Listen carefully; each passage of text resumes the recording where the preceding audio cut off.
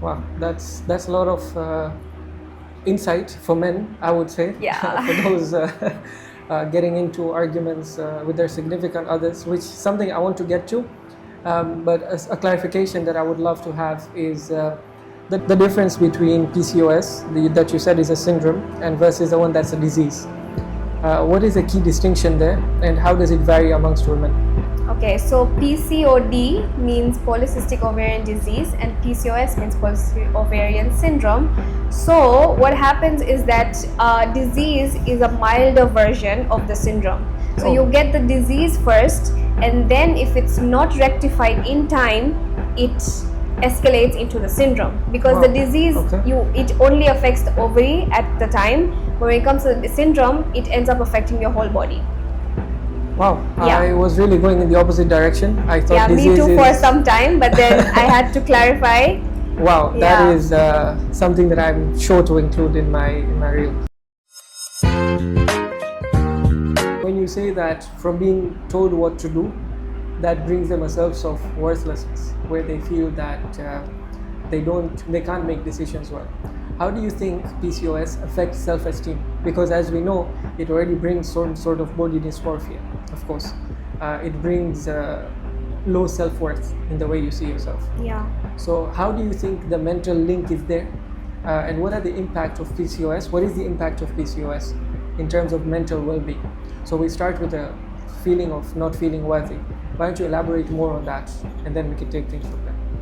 Okay, I'll answer your question a little indirectly. Okay. Now, when there was a point where I said that women have more testosterone levels than generally, Correct. So if women did not see PCOS as a problem and took it, grabbed it and turned it around and became such powerful and mindful leaders, that we would be on the same level as men and we would be able to take decisions just like that, because of the high levels of testosterone we have.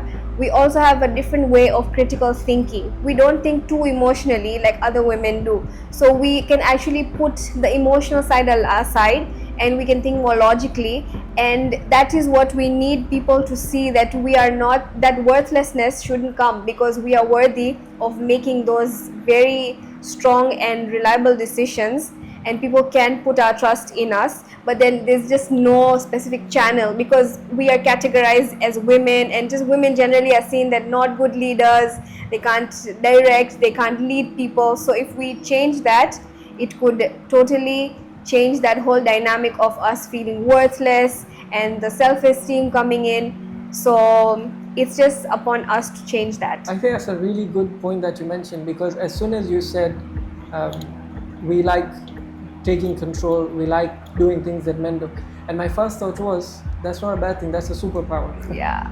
You know, I'm not saying this to say that I'm afraid of women thinking what I'm going to think, but I see it as a superpower. And some people that I know who have PCOS, and when they tell me, okay, look, it doesn't affect us normally the way it affects women. So for example, intense workouts helps in losing weight for general person. Yes. But for a woman with PCOS, that's a lot different, because they have to do different forms of exercise. Yes. And their main focus has to be on the diet, for example. So I can say that I see it as a superpower. And what you're saying is that the worthlessness tries to move a little bit away from you if you see it more as a superpower. Exactly. And use it to your advantage rather than being sorry about it. Yes, exactly. So you put it in very well in good words. Yeah. I feel happy that I can, because when I see these things happening, and I'm sure with the older women it's menopause, and that's a topic that I would love to cover later, but I like to think that a lot of women, or men for example, I don't like it, but I can see from my experience that women are seen as emotional, as someone that is very volatile. Their decision making, like you said, is not up to the bar. But the way I like this distinction, I've had this debate with a couple of people as well, where I believe that women can do things that men do. But they also have an advantage that men don't in terms of their empathy, because I don't think women's empathy goes away, where I feel that men's empathy lacks. Yes.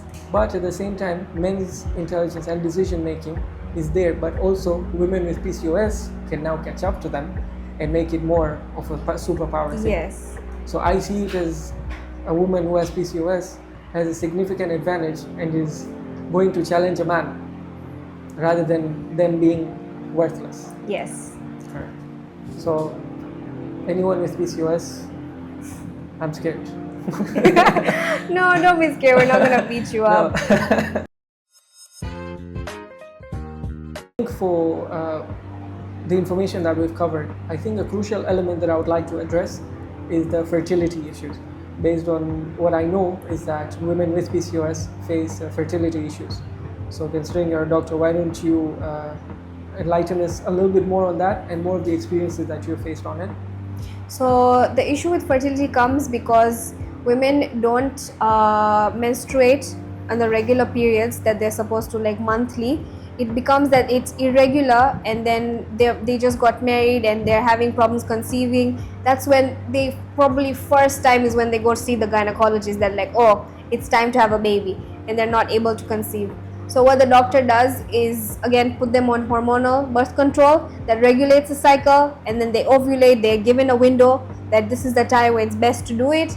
They do it, they conceive, but then a lot of women face problems maintaining that pregnancy because your body again has hormone imbalance. Once you get pregnant, there is no medicine to balance the hormones. Your pregnancy is what manages the hormones, because again, once you get pregnant, all the hormones change. It's a whole new system. There's a new thing, there's a new life fostering in you. So the baby itself produces its own hormones into your bloodstream.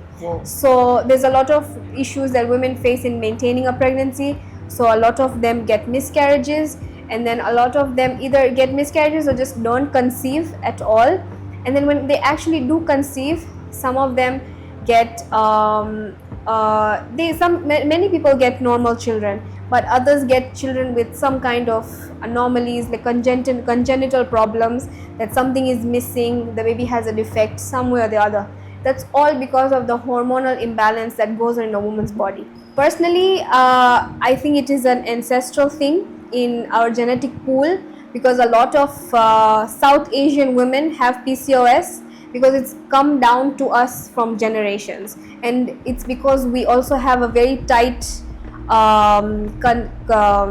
cultural pool that we don't really mix our blood, you know. We're all like, we're maintaining it. Unlike other races, they tend to intermarriage, interfaith, but ours is very like compact. So a lot of South Asians, even if they come from different ethnicity, faiths or religions, most of us have this problem of PCOS because it's a ancestral thing. And there are women who are of black descent, they're also having PCOS, but then it is different. The way it is, the fertility issues are different in them compared to South Asian women.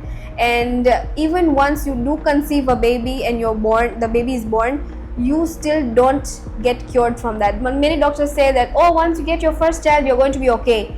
But that's a window to open up other new problems, because again, PCOS is also related to uterine fibroids, which is again a big issue in South Asian and women of black descent, because we don't know where these fibroids are coming from. But fibroids are overgrowths of cells in the uterine walls. So that could also be because of hormonal balance. There is no focused, like complete known study of what is the reason.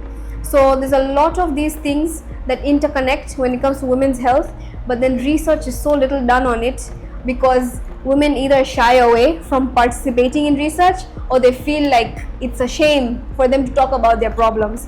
So most of these researches are done on like animals or men, and then they are concluded for women. So fertility is also a very big concern, and I don't think women should want to regulate their cycle just to get pregnant. Your goal should be your health first, because if you're healthy, you'll be able to give birth to a healthy child, and you'll be able to raise that child in a healthy environment. Because if you still have the problems, how will you think, if you're mentally not okay, how will you raise the child right?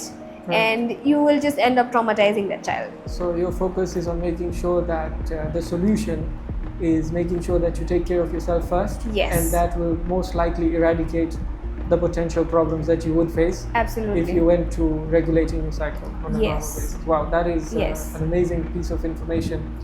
And I think it's of course an issue that even women without PCOS face.